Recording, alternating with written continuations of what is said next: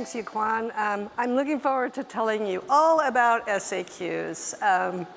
For those of you who may not have been in the last session before the break, I am Lauren Holloway, and I'm responsible for PCI DSS. Me and my team manage the standard and all the supporting documentation. So continuing the focus that we started on questions and feedback, we're going to be covering updates we've made to SAQs and really the questions we've had from you about SAQs.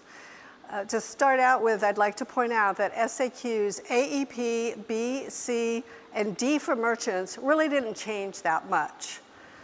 So we'll be focusing on some points about the other SAQs. You might have questions about SAQ-A, for instance, like why did we add new requirements to that SAQ?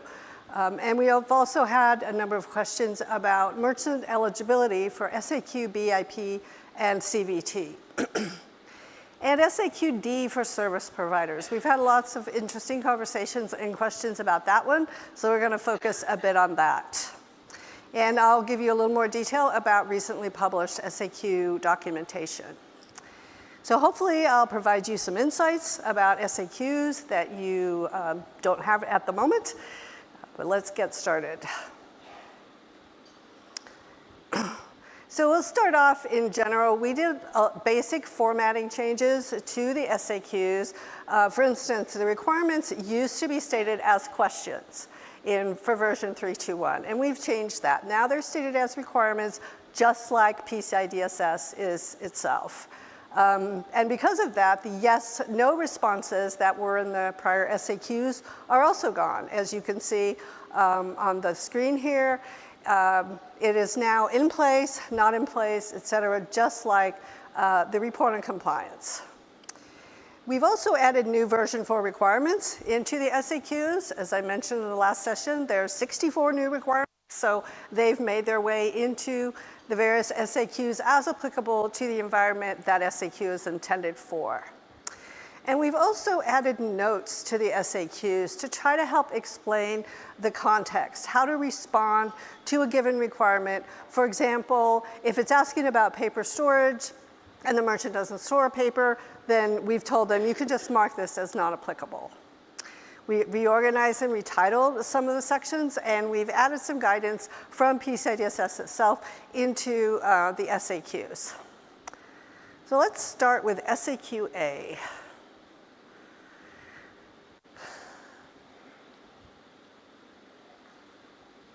The slide didn't move.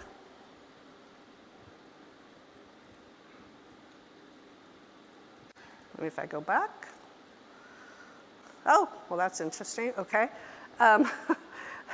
So SAQ-A has an e-commerce focus.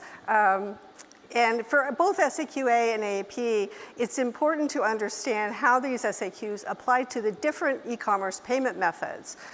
So this chart, when it's complete, will show the various e-commerce payment methods and which SAQ is applicable for that payment method, whether it's A, AEP, or it might even be D for merchants. So there are 4 different merchant types that are eligible for SAQ-A. MOTO, mail order, telephone order, is not included on this chart because it's not e-commerce, but they are still a merchant type that is eligible for SAQ-A. So all 4 types of merchants outsource all storage, processing, and transmission of account data to a PCI DSS compliant third-party service provider. So the first type is a merchant with no access to their own website. They have 11 applicable requirements, and this also applies to mail order, telephone order merchants with 11 requirements. Now, we also have merchants who redirect payment to a third-party service provider, for example, with a URL redirect. Those merchants have 27 applicable requirements in SAQ-A. And we also have merchants that they host a third party's payment page or form, for example, via an iframe, and those merchants have 29 applicable requirements in SAQ-A, which is all the requirements that are included in SAQ-A. We've also added notes into SAQ-A to explain which requirements are applicable for these different merchant types.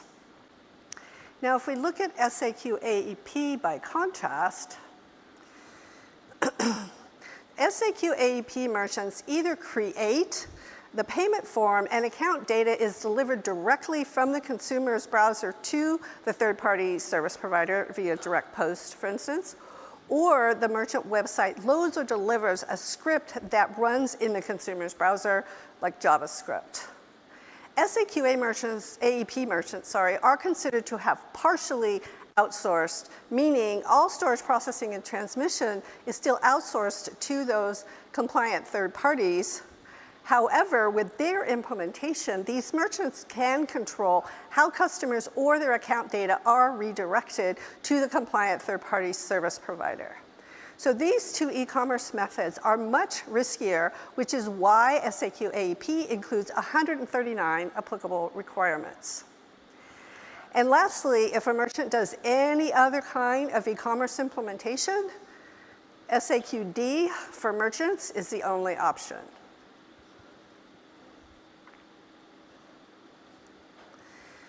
So some of you might be wondering why we added new requirements to SAQA when these merchants really have outsourced everything to a compliant third party.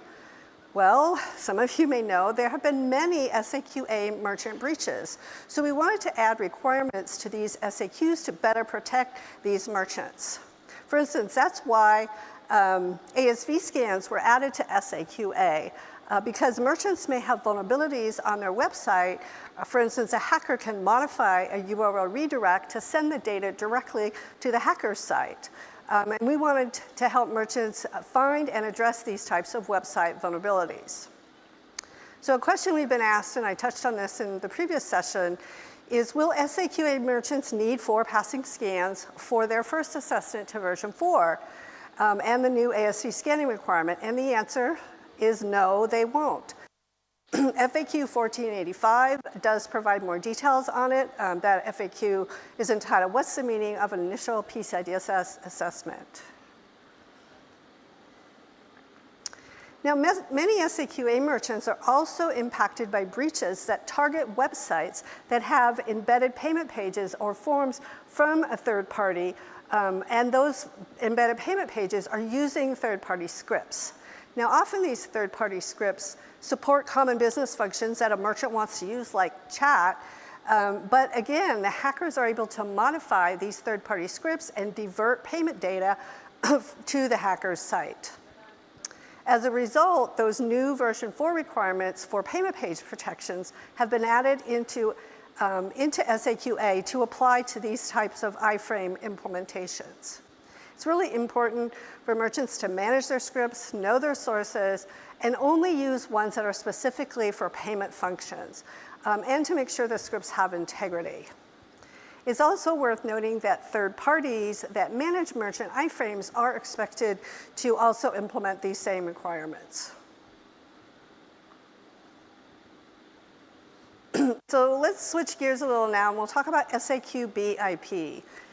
There is an eligibility criteria for SAQB IP that says the standalone IP-connected PTSBOI devices are not connected to any other payment systems within the merchant environment. Now, this means either for a merchant to be eligible, there is no connection to any other systems, or if there is connectivity, the merchant implements network segmentation, which segments and isolates their cardholder data environment from these other connected systems. I'm not going to go into a lot on network segmentation, but I encourage you to see page 12 in PCI DSS version 4 for more about that topic. We have been getting several questions about what not connected means. So I do have a few diagrams that hopefully will help explain this a little better. So in this diagram, we have one IP connected PTSBOI device, and it's connecting out to the processor. This environment is simple, and it is eligible for SAQB IP. Now, in this environment, we have two IP-connected PTSBOI devices. Both of these devices are in the same network zone, and therefore, these are also eligible for SAQB IP. And now we have the same two devices. They're on the same network zone. And now you can see another merchant system, and it's segmented from the network that has the PTS POI devices.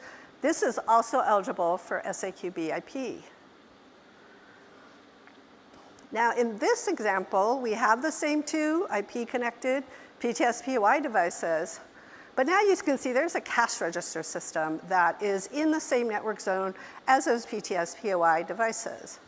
Maybe you can guess by the big red X on the slide that this implementation would not be eligible for SAQ BIP because of the other merchant system that's in the same network zone. It's not a PTS-approved POI device.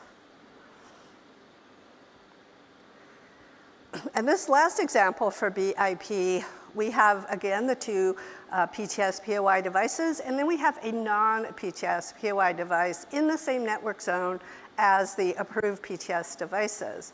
Another big red X that says not eligible because of that non-PTS POI device that's in the same network zone.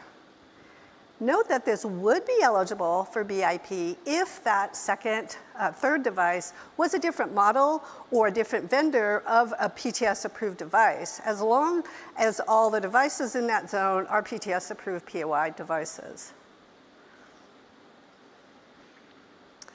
So now let's talk a bit about SAQ CVT, which we've also had some questions on. So for this SAQ, the intention is that merchants are manually entering account data from their computer browser into a third party's virtual terminal payment solution. And then these merchants are using an isolated device and a securely connected web browser. The merchant system has no connections to any other merchant locations or systems. And the merchant has an internet connection to a PCI DSS compliant third party. So what does all this mean? There was a lot of words there. I do have some pictures here as well. So here we can see a merchant doing what I've just described. They are entering account data into their computer via a securely connected web browser, and their computer is connected out to a third party, a PCI DSS compliant third party with a virtual payment terminal solution. This is eligible for SAQ CVT. Now in this case, we have a whole group of people on a network. They're entering account data into their securely connected web browsers. They're all entering data into a system that is part of the same company. It's not a third-party service provider system. Now this is not eligible for SAQ CVT because there were other connected systems here. These computing devices are not isolated, and they're not connecting into a third party's virtual terminal payment solution. Now in this case, it's the same picture as the previous one. We just have one more person who's dialing in remotely from home. They may still all be entering data into their securely connected web browsers. Again, they're entering information into a system that's part of the same company. It's not a third party's virtual terminal payment solution. And again, this is not eligible for SAQ CVT because there are other connected systems, and these computing devices are not isolated.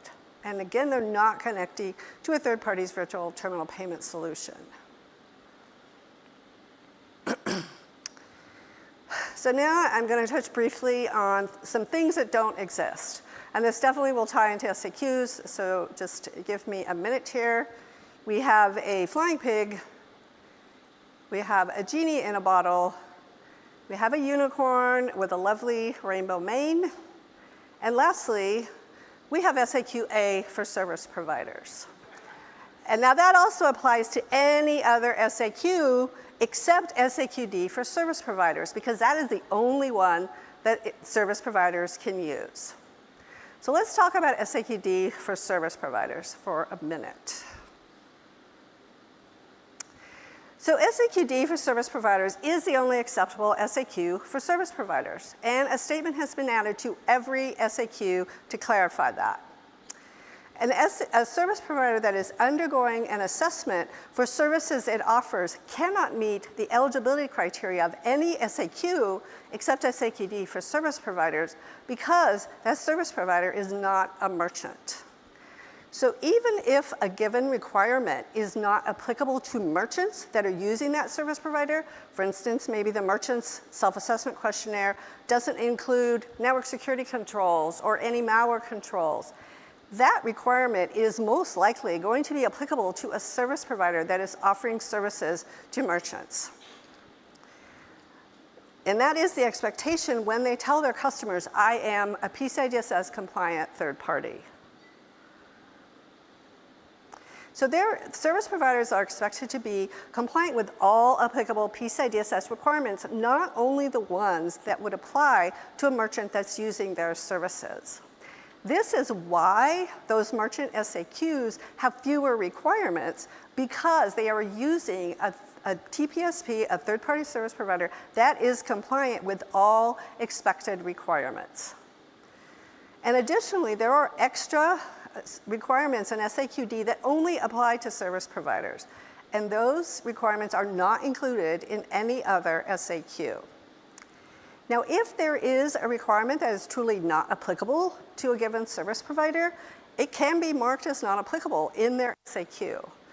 There is an appendix in the SAQ to document not applicable requirements and an explanation in there about how to report it.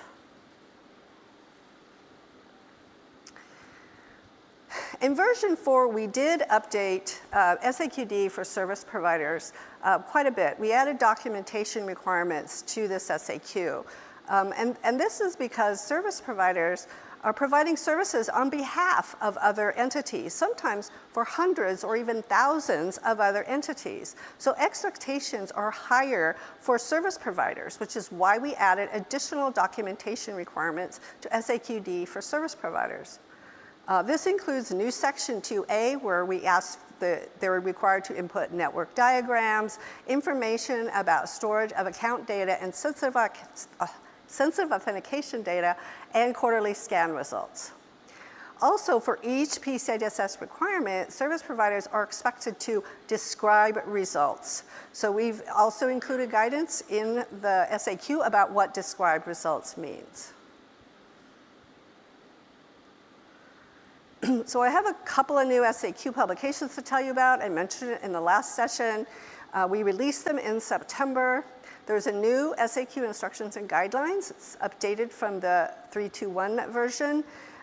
We include guidance to explain the intent of each SAQ, eligibility criteria for the SAQs, how to complete them. It's all included in one handy document. We've also included in there information that I showed you a minute ago from this presentation on comparisons of different e-commerce merchant types and which SAQ they'd be eligible for. We're hoping that it's good guidance that helps merchants choose the correct self-assessment questionnaire. And also, this document includes the newest SAQ, the one for software-based pin entry on commercial off-the-shelf devices, or SAQ for SPOC. Let's talk a bit more about that SAQ. So the new SAQ for SPOC has almost the same number of requirements as the SAQ for P2PE. There are 21 requirements included, 22 for the SPOC SAQ. And these are both intended for merchants that use a validated and listed PCI solution. And that's because the solution provider is implementing the controls that are required, and that minimizes the number of applicable requirements for these merchants. So here you can see in this picture how SPOC differs from P2PE. They're really different payment devices. So for the P2PE solution, you have PTS-approved POI devices. Those devices include a PTS function for encryption called SRED, or Secure Reading and Exchange of Data. Whereas a SPOC solution is based on a merchant's commercial off-the-shelf device, a phone or a tablet. There's no approval process for these phones or tablets. They're literally commercial off-the-shelf devices. And the SPOC solution also includes a PTS secure card reader for PIN, which attaches to the phone for secure PIN processing. So you can see from the diagrams that these are very different types of devices, which is why there are separate SAQs for each. Now, some of you may be wondering about other upcoming SAQs. We've been asked several times about an SAQ for mobile payment on commercial off-the-shelf devices or MPOC solutions. And we currently don't have an SAQ for that yet. We've recently finalized the lab onboarding process, and the labs are starting to evaluate MPOC solutions. So we want to take this time to gather information from the labs and the vendors as they go through the evaluation process. And then we can put together an SAQ for MPOC solutions as well. We will be keeping you updated on the progress of that. So that's all I have about SAQs this afternoon. I hope this has been helpful and that you've gained a little bit of information about SAQs that you didn't previously know. And I will be here today and tomorrow, so feel free to come up and ask me any questions you have, and I will do my best to answer them. Thank you.